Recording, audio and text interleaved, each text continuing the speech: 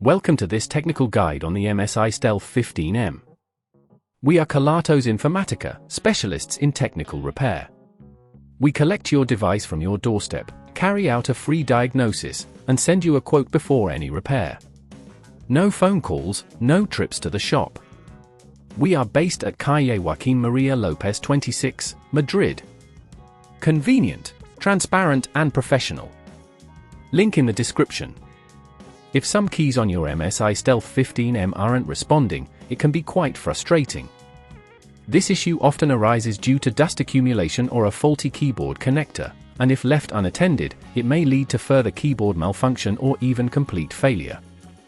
Ensuring your keyboard works properly is essential for a smooth user experience. To perform this repair, you'll need a set of precision screwdrivers, a plastic prying tool, a replacement keyboard, and a small container to keep screws safe. First, ensure your laptop is powered off and unplugged. Begin by carefully removing the screws from the back panel using your precision screwdriver. Make sure to keep track of which screws go where, as they can vary in size. Once all screws are removed, use the plastic prying tool to gently lift the back panel away, starting from one corner and working your way around, being careful not to damage any clips. With the back panel off, locate the keyboard connector, which is typically found near the top section of the laptop. Gently detach the cable by lifting the retaining flap of the connector. If you're unsure of where to find it, refer to your laptop's manual for specific guidance. Now, you can take out the faulty keyboard.